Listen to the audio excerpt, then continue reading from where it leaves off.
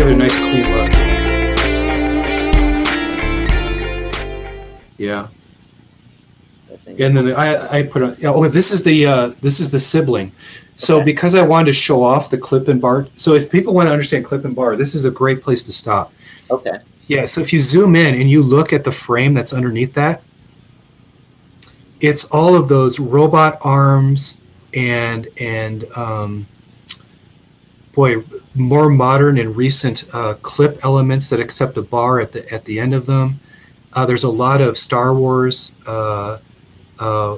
robot arms in the more legacy Exoforce robot arms, as well as Star Wars robot bodies. So I have a gigantic collection now of just bar elements, all sitting in a container.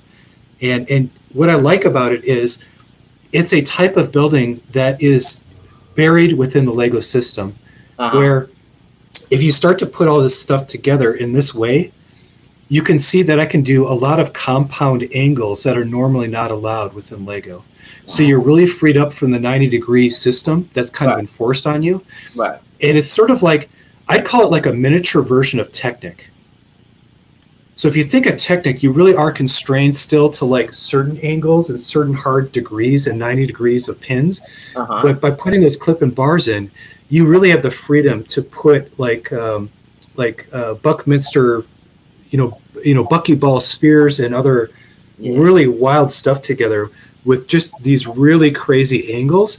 But also bars are so thin that you get this level of detail and model making that really, I think is more refined than the standard plate and studful connection. So in this one, I took, two of the pop-up party bus large windscreens and put them back to back and just called it a day. But this is supposed to be more of a hot rod feel where you can really see the motorcycle frame going on. So this one really complements the other build. Sorry about that. Yeah. Oh no, it's all right. Man, that thing is. Yeah, this is getting. By the way, guys, this is getting into a very. You talked about advanced Lego math. This is getting into like a PhD dissertation level of stuff. Yeah, man, you like the angles. Wow, and it and the whole thing will crumble in your hands. It's only until you get that last triangulation and go that the whole thing is solid. Before that, it's like flex. You can flex it and move it around and really curse quietly if your kid's around. But it's about working things out and just being incredibly focused and disciplined until it comes together. But like I said, I interned at the Chrysler Design Studio as a packaging engineer. So structural framework was one of my expertises, I would say, when I was studying. Okay. So to put together a car assembly like this, you talked about how some things become very beneficial. I actually designed a concept car space frame at Chrysler for an internship for a concept car.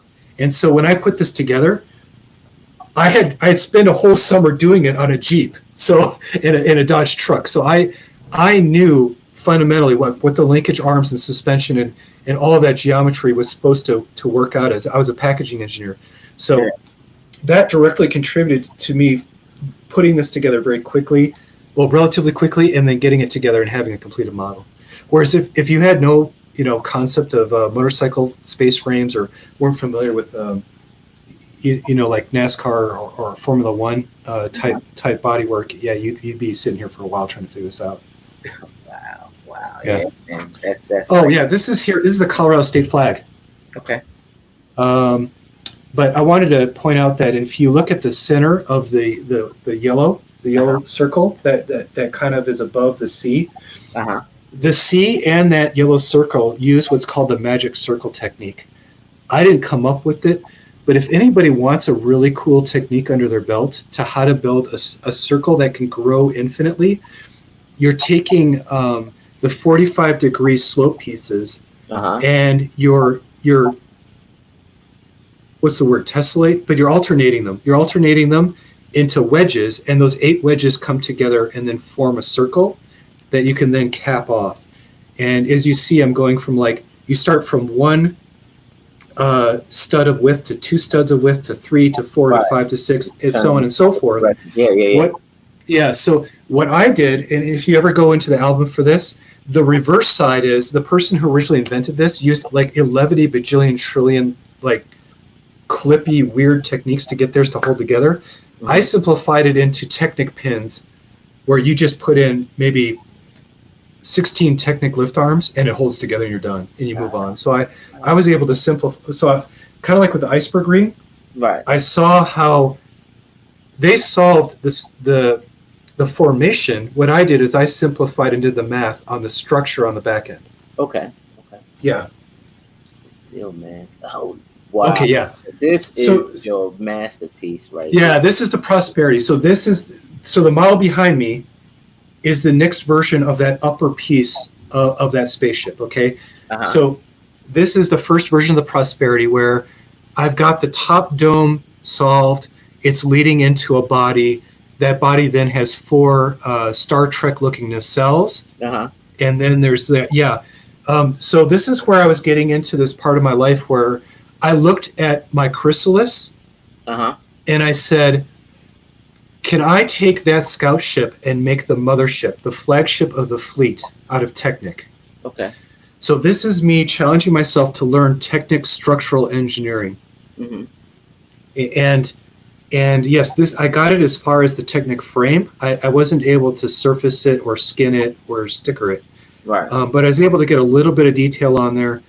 But the idea was I wanted it to speak to all builders of the world, so I made it 2 meters high, which would speak to the rest of the world. And then for the U.S., it's 7.5 feet. Yeah. But yeah, you can see me. I'm about 5'9.5", and Right. you can see it's easily going over my head there. In fact, it went beyond the backdrop. Yeah. So I had this up, and yeah, I was able to pick it up. There's live streams of me actually physically picking up this model, and I don't turn it sideways, but I do swoosh it around by picking it up and carrying it around and then putting it back down. So this is a completely freestanding structure. Fun fact, if you look at the very bottom, this entire structure is sitting on 4. So each engine goes down to a single Technic lift arm on its end. Uh-huh. So this entire structure's weight is being carried through and down to a single Technic lift arm being put vertically on the floor. Wow, that's huge, man. Yeah, no, I had to rely on nylon string. So you can see some Yeah. nylon string in there crisscrossing. Tension, yeah. Yeah, I need to do a suspension bridge Right. type of solution because I didn't build enough strength into the Technic frame. Right. And that's what I'm working on now with the current build, is to figure out how to get all that string out of there and have it just work naturally. So yeah, this is the first incarnation of Prosperity, and this is my what's becoming a career-long pursuit of chasing that ultimate build. Wow, man. But yeah, man, getting that transported was it sucked. It was cool. It was cool once I had it all together. But I spent a full day, the first day of the convention of the general population. I was assembling all the little pieces of greeble and components onto the structure to get it done. This is just more views of it. Yeah, this is one thing that I invented. I haven't seen it done before, but I invented a new type of technique. Is if you look at each level of this build, you're going to see that there's Technic in there, but the Technic is built into a ring pattern. Uh-huh. Can you see that? Yeah, I see it. Yeah, so I built a series of rings in varying diameters for each level going out. Mm-hmm. So that was a technical thing that I'm really proud of. And then I'm using triangulation. If you can you see those triangular members reinforcing every level up? Yep, I see that. Yep. Yeah, so like any truss, it's like a truss, but it's a circular truss where the circles have triangles built into them. So together as a circle ring, they're super rigid in the radius and dimension. So the X and Y is taken care of. Then for the Z, the up and down, I'm using bricks that have a 2-axle in as a hinge member, and I'm triangulating some zigzagging triangles around each of those ring structures going upwards so that the whole thing is really solid. Wow. And then solving the how are we doing on time? I'm trying to go as fast as I can. Don't Are worry you about good? it. We'll probably do Okay. part two. Okay. We'll do Okay. part one, part two. Okay, that's cool. The really cool part about these windscreens is, well, first of all, let's start with the fact that I started with a friend's railroad track. Uh-huh.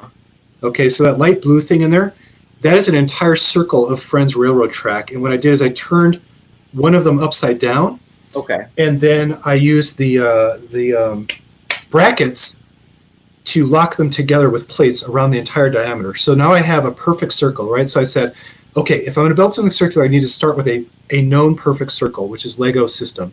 Uh-huh. So that railroad track did it.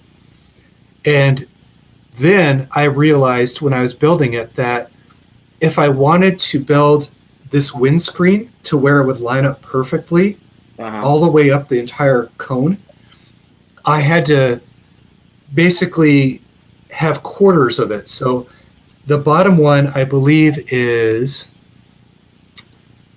I want to say 24. It might not be 24. Okay. I'd have to count it again, but basically at some point there's 24 of those windscreens, okay, in a circle. That's the diameter. Okay.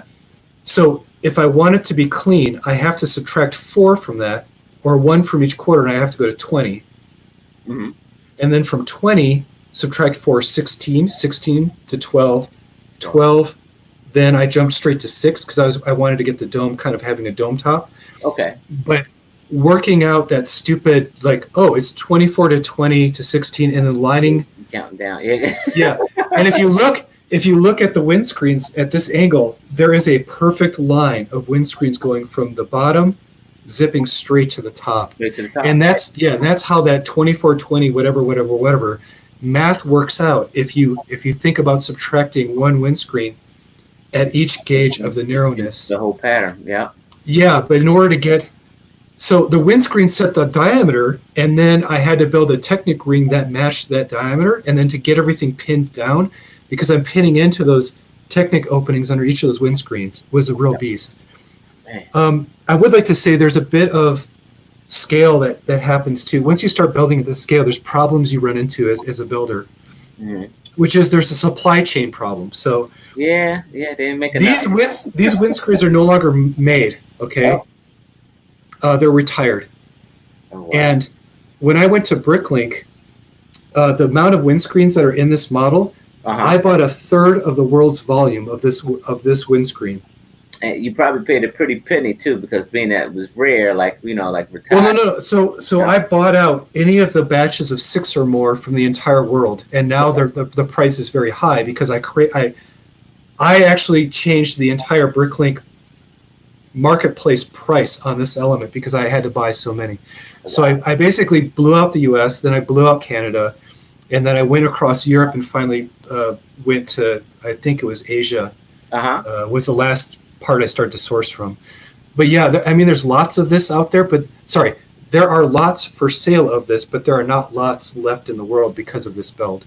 Wow. So if I made an instruction for this, no one would be able to achieve it because the elements aren't available, unless you're like Jeff Bezos or some billionaire and you want to have someone just go out and buy the remaining quantity from the Bricklink supply. Yeah, you could do that. But no, it got to the point where I realized this was going to happen, so I kept a ton of carts open. Right.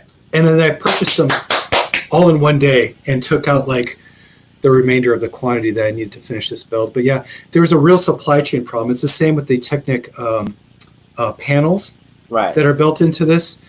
And luckily there's enough Technic lift arms in the world where I couldn't affect the quantity. Yeah, this is a very sad day. I see, my friend. I see. Yeah, so I had this up in my garage, and yeah, one morning I woke up and I realized the garage door was open, and when I walked inside, this had happened. So either a hard wind had blown the garage door open, or the garage door was left open, and a raccoon got in there. I personally think it was a raccoon that knocked this thing over. Yeah. Because there was a family of raccoons that comes to our backyard every summer. Okay. But yeah, this is the collapse of this is the glorious destruction of Prosperity 1, as I call it. It's kind of beautiful in its own way. But yeah, that's where I stopped and I decided I was going to start Prosperity 2. This was just a cool thing. This was what was this, Bricks magazine. They did a feature on Denlug, And I blacked out all the rest of the stuff because I prefer people actually go and buy the print and read the article for themselves. Yep. But yeah, anything that's not blacked out here is stuff that I built as part of Denlog, and it's just stuff we've reviewed here already today. Yeah. But yeah, I wanted to do my own personal shout out that, hey, I made it in a Bricks magazine. Yeah, man. You got to do it, man. You got to do it. That's press, man. That's good press, man. You actually, I mean, and you actually, just for getting on to like the YouTube scene, you've been in this thing for a while, man, and you have a lot of accomplishments, my friend. Yeah, I haven't been doing it that long. So like I said, I only built for half a year. So if I think about it, I've only been doing it. I've been doing mocks for 2.5. Well, now it's getting 2.5 years. 2.5 years. Okay. But really, for a year and a half of total work, because I take the summer off. The summer and fall is off, except for this year. COVID blew everything up. Yeah, COVID. Okay. Yeah, this model is really cool. So once again, what's a technique I have never done? So I was looking at guys like Andrew Steele, some of these Bionicle, or I don't want to call it Bionicle, it's Construction is the technical term, but yes, Bionicle, Hero Factory, whatever you want to call it, but construction, large toe ball joint construction methods.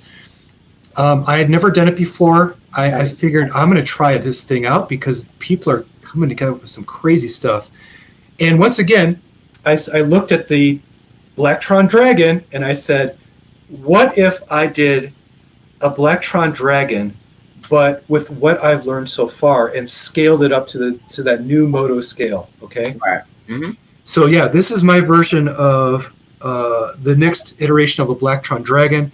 I call this Abaddon, and it is mostly Bionicle or construction element. It's really Hero Factory elements. I got in trouble because there's a huge Bionicle fan, and they drove out to look at it, and then they realized it was all Hero Factory, and they had to school me on the lore of Bionicle and Hero Factory.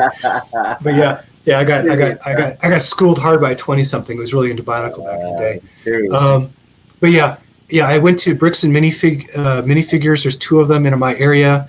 I raided their inventory hard around the holiday season, got as much silver, metallic, and black as I could. And then, built this thing up over time. And I had to start making my own. So in the legs, for example, there's not a Bionicle element that has the span needed for the legs. So I had to do what's called poop, which is part of other parts, like a part made of other parts. Yeah. I basically made my own Technic Bionicle leg joints and started to work those in. And then once I had the structure down, it was time to surface it. And I surfaced it with Technic silver panels for the legs to look like armor. Right. And then I used like 11 bajillion Hero Factory armor plates for the torso, and then of course the arms and everything, and the tail was another big thing. So now I have Abaddon as a pet, and the pet is what we were looking at before is the good old Blacktron Dragon. Right. Oh man. But yeah, I like that picture of me for a sense of scale. Once again, I think people don't don't realize how big these things how big these things are, man, until you're sitting next to them, man. Yeah. The other thing that I did as part of this build is, because it's Blacktron, it's black and silver metallic, but it also uses trans neon green. Right. And I realized during the build toward the end that trans neon green glows under black light. Mm-hmm. So at certain conventions, there's like a black light event or a glow zone. Glow zone, yeah. Yeah, so once I learned about the glow zone, I determined that this would be a build I would put in a glow zone if I could. Pardon me, I've been talking for a while here. But so what I did is I didn't just use trans neon green. I also worked in trans neon orange, and also the glow in the dark pieces will fluoresce in white under black light. So I worked in all of that throughout this entire model. And there's a whole story about Abaddon. There's a biblical reference. So Abaddon is mentioned in the Bible, and there are biblical, like the crown. So the crown has many crowns on top of it. Okay. That's part of the biblical mythos of Abaddon in the Bible. So I really tried to make this like destroyer of worlds type of creature so in the Astra universe, the enemies are called Inferna, for infernal. And this is like the infernal boss that comes out of the pit and is taking things out. So this is the boss that knocked over the Prosperity. Okay. Is my story. So once the Prosperity fell over, I was heartbroken, but I figured, hey, something had to take this thing out. What would it be? So it's a Bionicle build. And yeah, I'm really I like the head. Yeah. And also, this is the first time, but I used stickers really extensively in this one, where I had a lot of holographic stickers, vintage holographic stickers. Mm-hmm. But the printing on the stickers actually fluoresce under black light as well, which I thought was really cool. So cool. If you look at the legs, there's these striping decals that look really cool in person, and on the arm blades that look really cool.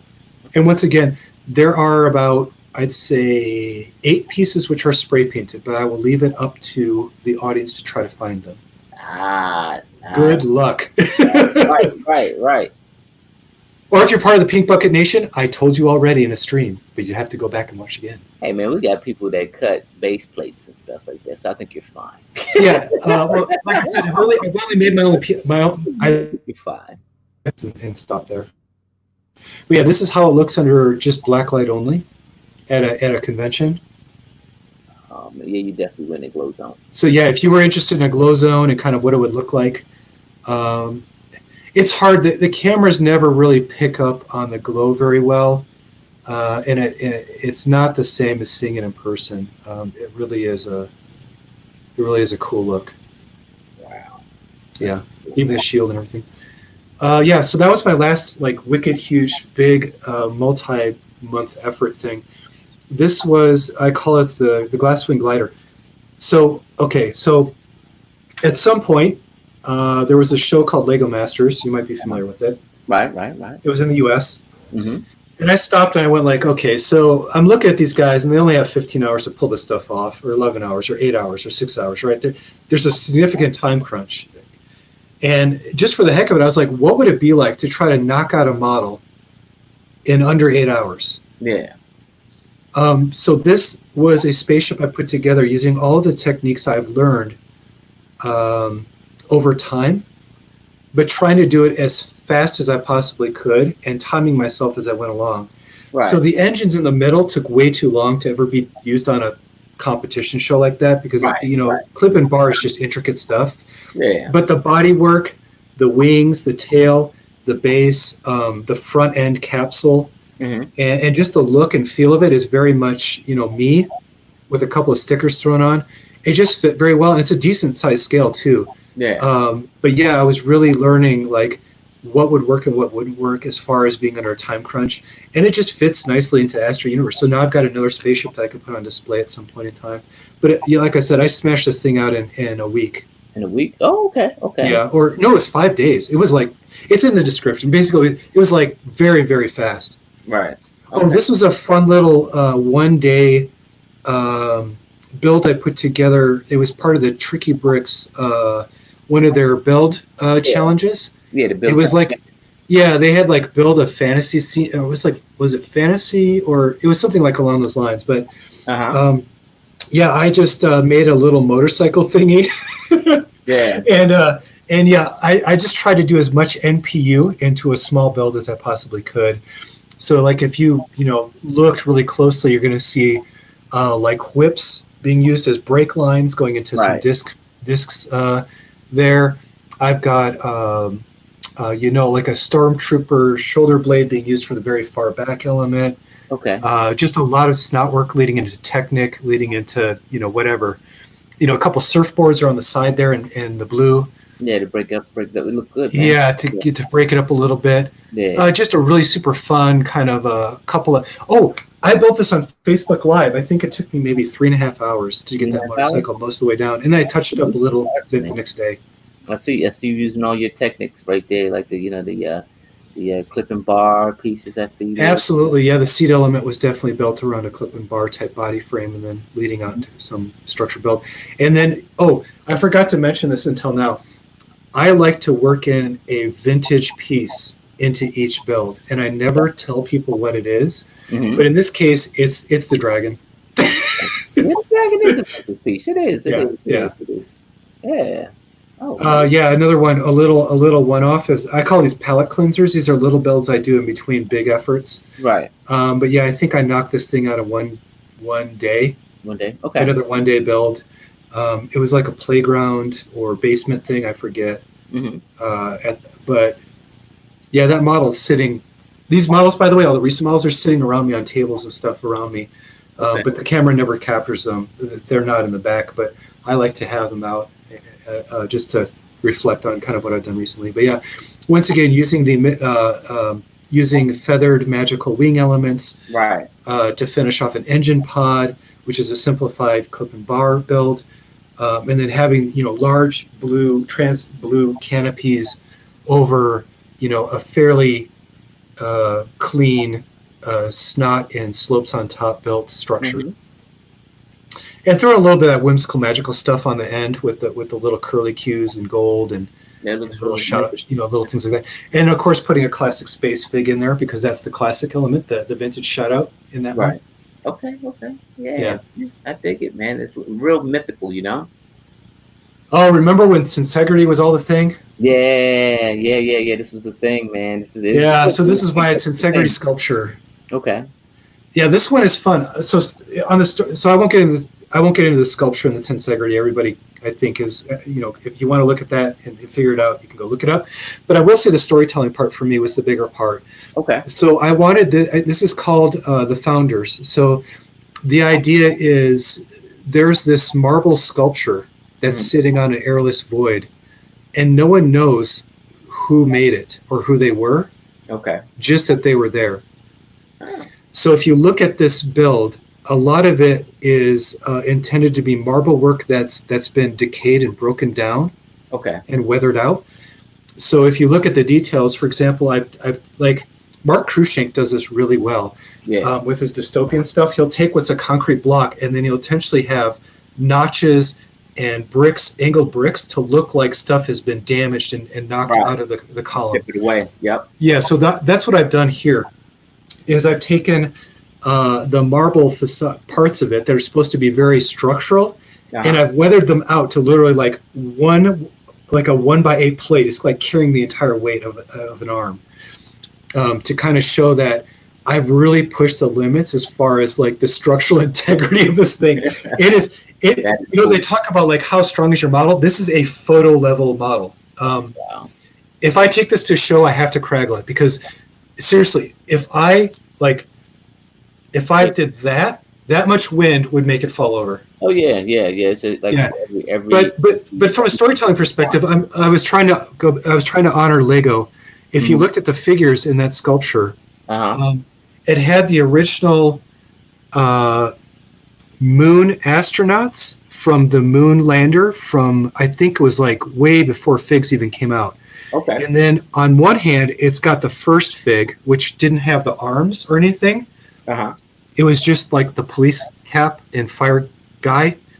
And then I have the final minifig as it was in Classic Space, represented there with the Classic Space red shield element and the scope, looking into the future. So basically, it's the original brick belt figs holding up the first iteration of the fig and then the final iteration of Classic Space fig, looking into the future of what Lego space could be. And then you can see more of the weathering around that base using telescopes and stuff. This is Ragsy's favorite. It was just wanted to do a seed part. It was the Trolls pod. The Trolls pod. Okay. Yeah, and because COVID was a thing, I figured, what more of a menacing space pod attack vehicle than a virus that attaches to something with these clawed feet and a drill on the front, so you could drill through the hull. But yeah, and then to make it cute, because I wanted it to be more of a punk rock cute version, of something that's menacing. It's got the little Sam Hatmaker, wildflowers, sig-fig flowers on the around the base, and then finishing off with gold and chrome because I've me and metallics and bright colors as a thing. Wow, tribute to Sam. So yeah, that was probably probably caught up to the end of things that I've completed, unless we're talking about the big layout that I did just to show the progress on Prosperity 2. I'm sorry. Yeah, this is the Motobot. Like I said, I stole this from Eero. He's been in the Lego house for his figures. Right. I stole his proportions. Now I built the figure myself. The head, I got a digital from Ido. Ido K is a new face on the scene of Lego building. Okay. Incredible figure builder. And then Josephine Monterosso, she makes these ridiculously complicated, amazing NPU little things. She makes robots, but I just stole the hands right from her. I have to credit her for solving the hands. Nice. But yeah, this is an entirely posable figure in every way. Wow. I dig it, man. I really, it's so simple, but it's so effective, man. Yeah, the head especially. I redid the front of the face part. Ido just nailed it, and then Eero, his body works incredible. What I added is a mega toe ball joint to the midriff to finally get the posability between the chest cavity and the torso. So that was my little add-on to that. Yeah. And I like the back. I just wanted to show that there's a little wind-up gear on the back. Oh, okay. And you can see their shoulder blade treatments, just a little bit of aesthetic. But yeah, it's the Motobot. The Motobot. All right, I dig it, man. I like it, man. Yeah. Nice shelf piece, man. Yeah, I never made a posable figure, but that one's fully posable. This was just a one-day fancy-free build of a big antenna dish thing, radar dishy thing. But once again, I was really into blacklight. I made this around the same time as that Glasswing glider. You can see it's sagging under the weight, but it's all mostly clip and bar with some Technic thrown in.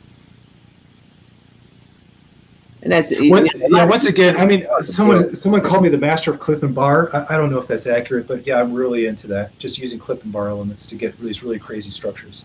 Yeah. Once again, radial design surprise, clip and bar surprise. Lots of really cool pieces in there, like just every little fancy piece I threw at this thing.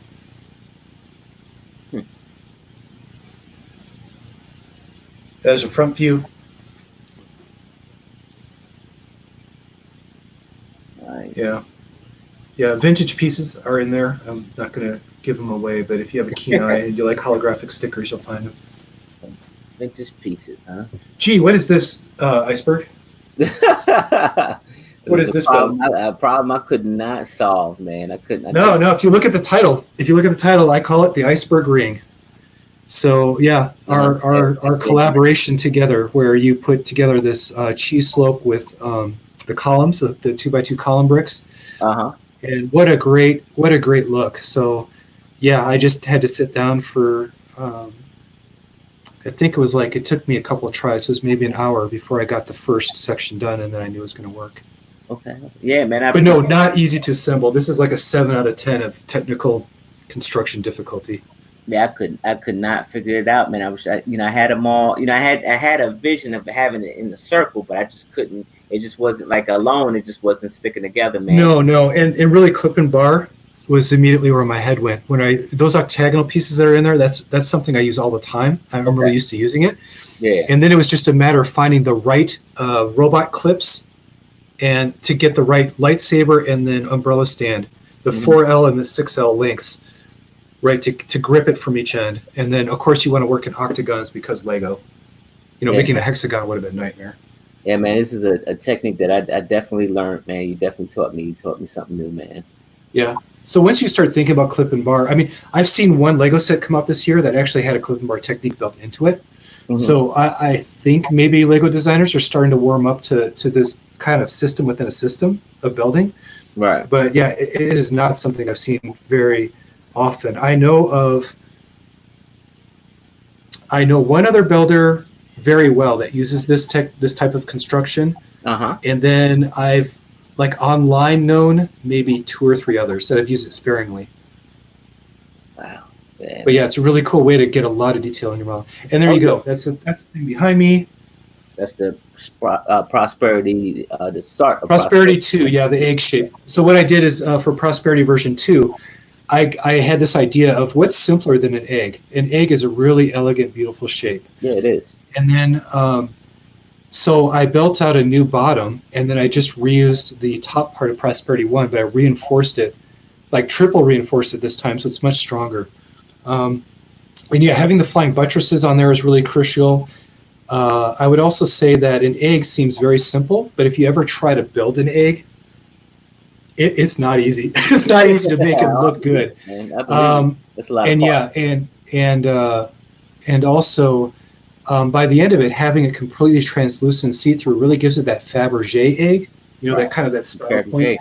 Yep. It gets that real magical property, even though it's all structural at this point and kind of semi-finished. Wow, man, that thing is. And because a lot of people didn't realize that I had a Prosperity 1, this is kind of where I stopped, leading into summer, where I've got the egg shapes. I've got 1/3 of the structure of the top done. I worked over the middle part of the structure, which is to the left of it. You can see you can't tell, but I have super reinforced the body of it out to the fins. And then, I've just got the pieces of the engines as they were when they fell apart. But yeah, I put classic minifigs, space minifigs, because I love classic space, all over that thing, and gives you a sense of kind of scale of what's going on. Man, this is amazing, man. Oh, man. If I was forced to do a layout at this point, this is what I would have brought to the show, just to show kind of like there's, I couldn't get it together in time, but there's definitely a method to the madness. Right. Wow. And I think I might include a shot of me next to it, just in case. Man, no, I didn't. Okay. That's the end. You definitely got to do it, man. Yeah, and then I guess I'm almost down, man. This thing is laughing at me. I haven't built for like 3 weeks, but I'll give you a preview of the next thing that's going to get done. Yep. So I've learning a new technique. A builder named Riley, who runs Brick Science YouTube channel. He makes incredible comic book armor out of Lego, and the way he does it is he uses mixel joints to attach plates at compound angles. Right. And so he had a thing where we were going to challenge each other to build each other's style. So he finished his Moto version. I'm still working on my mixel plate version. But yeah, it just grew on me. This is a wolf. Right. The eye technique is really cool. They kind of follow you around the room. Yeah. Sorry. Yeah, it does. I got the shaping down. I've got a lot of the plates down. I managed to get the bottom of the mouth down with a nice pink tongue. And the molars are all unique and different. Oh, wow. Okay. The ears are shadow boxed, so they are fully 3D. 3D, yep. And then you can see from the side, all I have left is one little piece leading up to the jaw, from the neck to the jaw. Right. Okay. But yeah, I will stop here. This will just be a nice bust representation, something I haven't done before. Amazing. I still have to get the top of the mouth and, like I said, that neck. That neck, yeah. You need your own gallery, man. That's what you need. You need your own gallery, friend. But if anybody's wondering what's going on, I have on my own YouTube channel, I get into this technique. But it's just a ton of reinforced mixel joints attaching plates at angles. Uh-huh. And then I invented kind of these spars to build everything into a Technic triangulated stand. Right. Okay. I dig it, man. So it sits right on its own, just wow. Yeah, I just kind of go plop and there it is. And hopefully I'll get that finished and photographed up, and then that will be the structure. So I'm going to photograph, once again, structure first. It looks great as a structure, so I'm going to just photograph that. And then what I'll do is I'll start to surface it with the, a color treatment. And then styling, I have an idea of what I want to do. So there'll be 3 phases of the build as it progresses. Yeah. Hopefully. At least I'll take it to phase 2, and then maybe I'll get just too darn worn out and stop. You know how it is. Man, my mind is blown, man. That thing, you need your own art gallery, man. I mean, you have taken this hobby to another level, friend.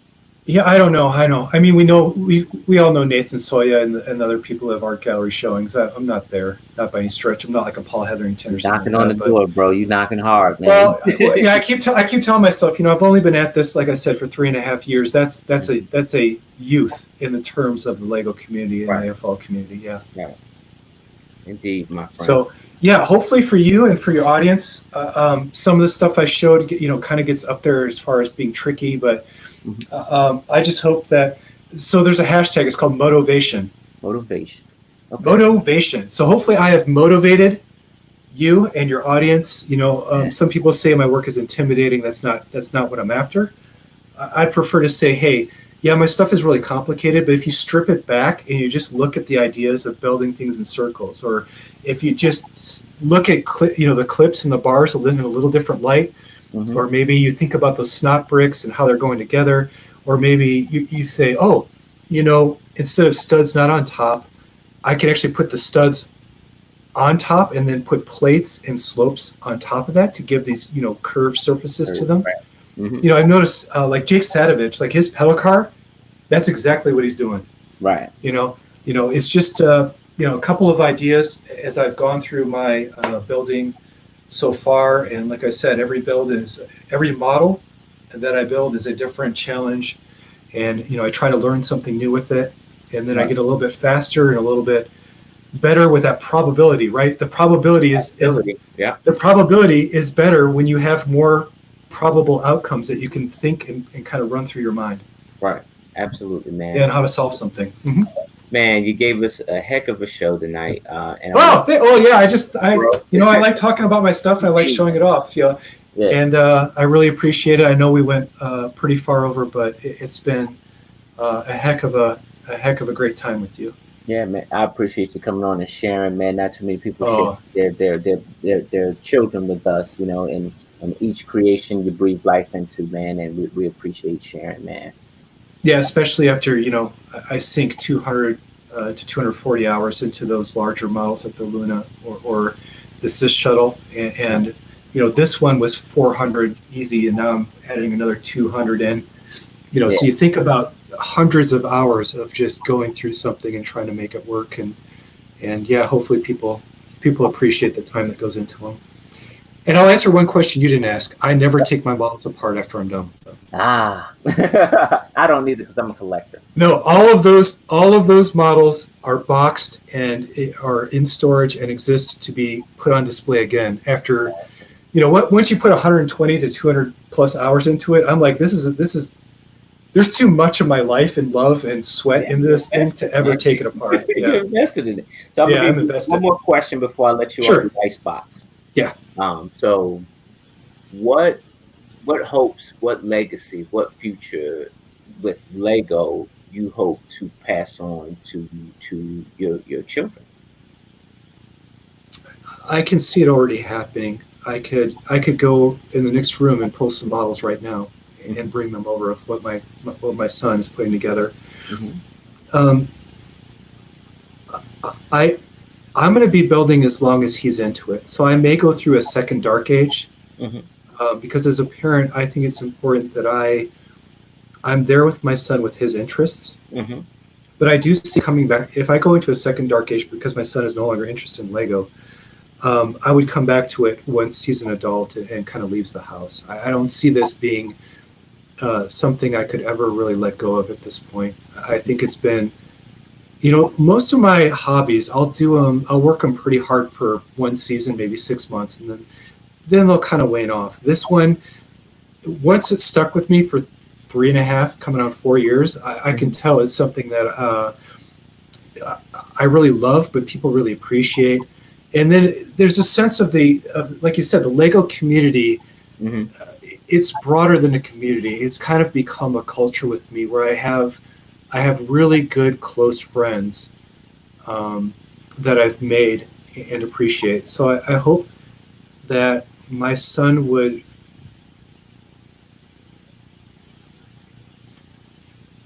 grow to learn and appreciate that it starts as a toy, and it starts as something creative, and it's really good to learn STEM and art-based skills. Mm-hmm. But it can grow into a greater perspective of having friends and community in your life, but also have, I guess, a greater purpose and meaning. If you think of the philosophy of failure, Mm-hmm. like this, the prosperity collapsed one time. It just shredded in my hands and blew apart. Or I've broken things, or dropped things, or smashed things, or things don't work. Mm-hmm. Learning to, like Lego, there's failure, there's creativity, there's love, there's passion. There's all these things that become a metaphor for how you can live your life in what I think is a very positive way. I hate to say constructive because that's a horrible pun, but it really is in a constructive way, in an optimistic way. And then beyond my son, I like to think that by working with the younger Lego fans, Mm-hmm. that I'm helping them get skills and inspiration so that they supersede my building ability in the next 10 to 20 years. Mm-hmm. I told, one person who's pretty darn good is Bricks in Lithuania. And I told him one time, I want you to be kicking my butt here, guy, in like 10 to 15 years. And he's going to probably be running laps around me like Captain America. I'm just trying to keep up, Right. Yeah. But that idea that not just the youth, but even anybody who's an older fan, but you're very new to this, maybe you're brought in very recently, or you've only attended one or two conventions, or you're just getting into this. Right. Yeah, my hope is that myself and anybody else who's been around for a while does share our stuff wherever that is, and then have the conversation and share the techniques, and yeah, if you ever come to a convention, I take my model and I put it in front of you, and I'm willing to like show how things are assembled if it's something that you can use. I'm not afraid of that. And I don't think any of us should be. So, yeah, it's what I want for my son, but more importantly, it's what I want for the greater Lego community. Anybody who's been around for a while, or anybody who's just getting into it. It's a great pastime. It is. Yeah. Well said. I thank you for giving us a good show. Folks, if you don't know who Moto is, you need to go look it up. I'm gonna put everything down in the description below. Go check out Moto. He's on Instagram. He's on YouTube. He's on Flickr. He's got his whole diary on Flickr. So I'm gonna put the link, and please do yourself with it. Yeah, and I for people who can't handle Flickr, I try to put my works in progress on Facebook as public face and stuff all the time. So yeah, you can always catch me there too. And if you want to be a friend, you can always try to request it. If I don't see Lego in there, I know it's a bot. All right, folks, we'll catch you on the next on the Icebox. With that, I say peace, love.